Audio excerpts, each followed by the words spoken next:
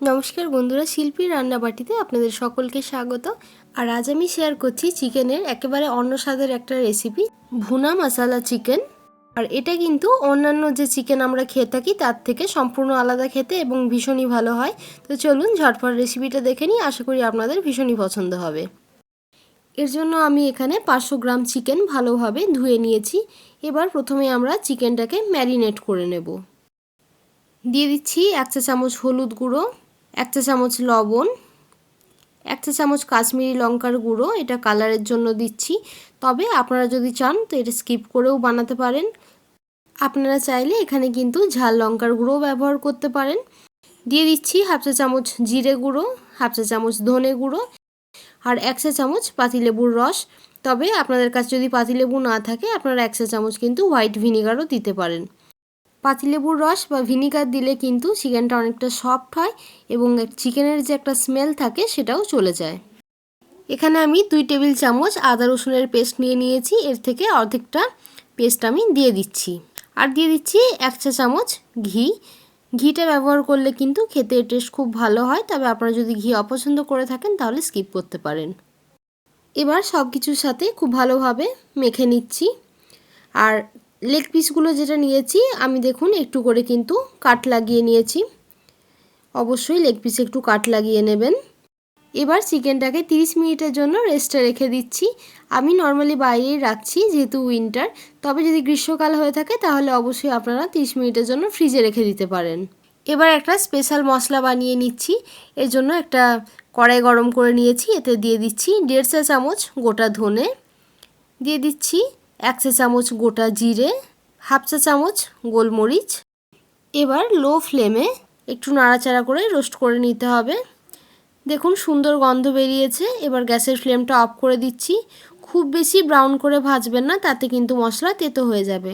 এবার ঠান্ডা করে এটা গুঁড়ো করে নেব। এবার কড়াইতে দিয়ে দিচ্ছি 3 থেকে 4 টেবিল চামচ সরষের তেল, তবে আপনারা চাইলে কিন্তু ভেজিটেবল অয়েলও বানাতে পারেন। এবার তেলটা ভালো করে গরম করে নেব। তেল আমাদের গরম হয়ে গেছে। দিয়ে দিচ্ছি 2টো তেজপাতা, 1/2 চা চামচ গোটা জিরে আর 3টে চেরা কাঁচা লঙ্কা। এবার ফোড়নটাকে একটু 20 থেকে 30 সেকেন্ডের জন্য লো ফ্লেমে নাড়াচাড়া করে ভেজে নিচ্ছি। তবে লঙ্কার পরিমাণটা কিন্তু আপনারা আপনাদের পছন্দ মতো কম বা বেশি নিতে পারেন, যেরকম ঝাল আপনারা খেতে চান। কাঁচা লঙ্কা দেওয়ার জন্য একটা ভীষণ সুন্দর ফ্লেভার আসে। দেখুন ফোড়নটা আমার ভাজা হয়ে গেছে। এবার এর মধ্যে দিয়ে দিচ্ছি 3টে মিডিয়াম সাইজের পেঁয়াজ। পেঁয়াজটাকে আমি লম্বা লম্বা কুচিয়ে সেটাকে মিক্সিং জারে 30 থেকে 40 সেকেন্ডের জন্য একটু ঘুরিয়ে নিয়েছি। এর জন্য কিন্তু দেখুন একটা অন্যরকম টেক্সচার এসেছে। এটা আমি পেস্টও করিনি, আবার কিন্তু কুচোনোও নয়। এটা দিলে গ্রেভিতে টেক্সচারটা ভীষণ ভালো হয়। ধাবাতে কিন্তু এইভাবেই ব্যবহার করা হয়। হালকা একটু গোল্ডেন কালার আসা পর্যন্ত পেঁয়াজটাকে আমাদের ভেজে নিতে হবে। দেখুন কালারটা চেঞ্জ হতে স্টার্ট করেছে, একটু ট্রান্সপারেন্ট হয়ে গেছে, গোল্ডেন হয়ে এসেছে। এই সময় আগের থেকে বেটে রাখা আদা রসুনের বাকি পেস্টটা 1 টেবিল চামচ মতো এটা দিয়ে দিচ্ছি। আদা রসুনের কাঁচা গন্ধ যাওয়া পর্যন্ত আমাদের কষিয়ে নিতে হবে। মশলা কষানোর সময় যদি ড্রাই লাগে অবশ্যই একটু জল ব্যবহার করবেন। দেখুন আমার ভেজে নেওয়া হয়ে গেছে। এবার এর মধ্যে দিয়ে দিচ্ছি একটা মিডিয়াম সাইজের টমেটোর পেস্ট। টমেটোর পেস্টটা দিয়ে ভালোভাবে কষিয়ে নিতে হবে। তবে আপনারা চাইলে কিন্তু একটা মিডিয়াম সাইজের টমেটো মিহি করে কুচিয়েও দিতে পারেন।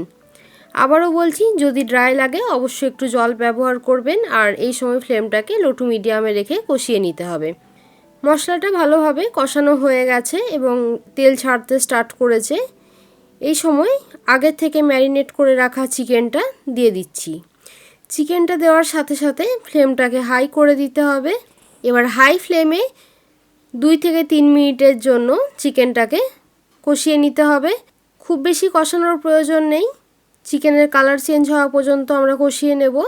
চিকেন দেওয়ার সাথে সাথে ফ্লেমটা হাই করে দিলে চিকেনটা অনেক বেশি জুসি থাকে এবং খেতেও ভালো লাগে। আমার একটু ড্রাই লাগছে তাই অল্প একটুখানি জল অ্যাড করে দিলাম। অবশ্যই গরম জল ব্যবহার করবেন, তাতে কিন্তু খাবারের স্বাদ ভালো হয়।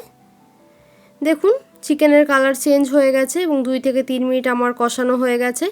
এবার দিয়ে দিচ্ছি আগের থেকে বানিয়ে রাখা ভাজা মশলার গুঁড়ো।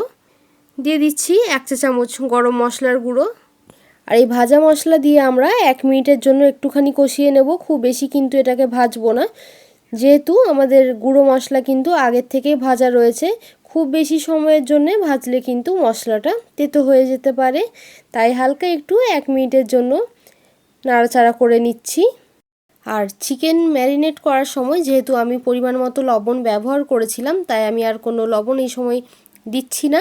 তবে আপনারা আপনাদের স্বাদ মতো লবণটা অ্যাডজাস্ট করে নিতে পারেন। ম্যারিনেশনের সময় যদি কম লেগে থাকে তাহলে অবশ্যই এই সময় আরও কিছুটা পরিমাণ লবণ দিয়ে দেবেন।